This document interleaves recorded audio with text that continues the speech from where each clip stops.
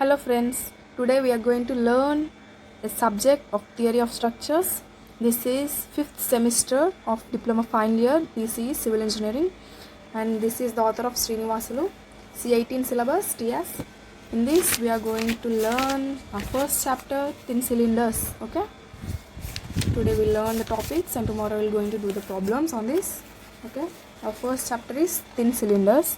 In this introduction you can see here, these are the vessels in which thickness of plates with which they are made is so small compared with their large cross-sectional dimensions. For all practical purposes, internal diameters are taken into account. Water supply mains, steam boilers, gas pipes and air vessels etc. are subject to internal fluid pressure. These pressures are generally taken to be uniformly distributed over the internal surfaces. Okay, here we can see this is for all the practical purposes. Here these cylinders are used for water supply mains, steam boilers and gas pipes, air vessels etc. Here we can see in the introduction, and here we go. If the wall thicknesses is equal or less than 1/20 of the internal diameter, the vessel is said to be a thin walled or thin cylinder. Here we can understand that less than or equal to 1/20th of the internal diameter. Okay, here that is T by D, less than 0.05, where T is the thickness of wall and D is the internal diameter of the cylinder. Okay, here we can see T, thickness of the wall by internal diameter of the cylinder, is less than 1/20. Okay, here in this chapter only we will see limited studies. Okay, limited. Here we have three assumptions. See here, three assumptions. The three assumptions of this thin cylinder are: the radial stresses in the cylinder wall are negligible.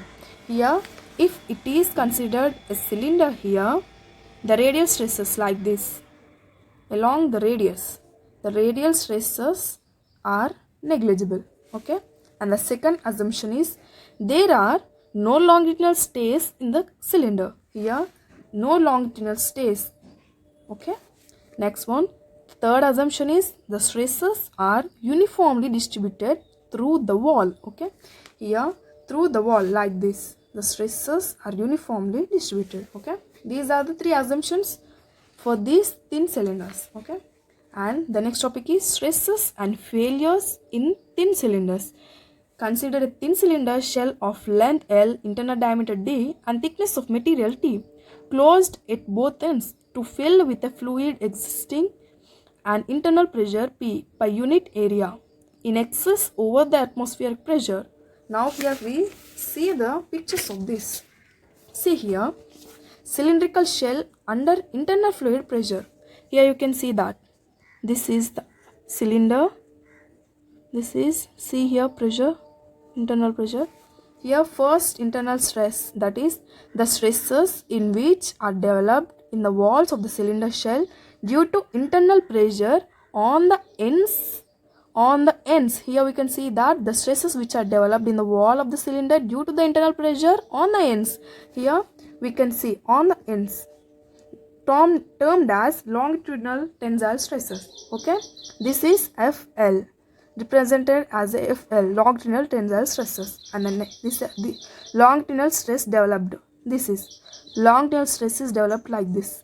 See here, you can see the arrows and pressure, they indicated as a P, and this is the T, thickness of the cylinder. Okay, here you can see.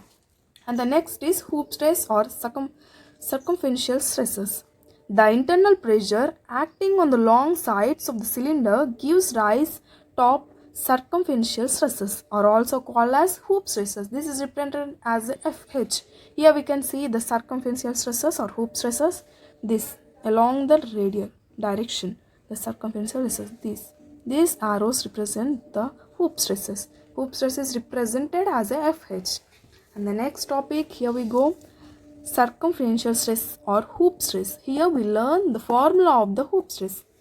This is the derivative. You need not to find this derivative. Here directly we go through the formula for the hoop stress. See here, FH equals to PD by 2T. Here we can see the formula.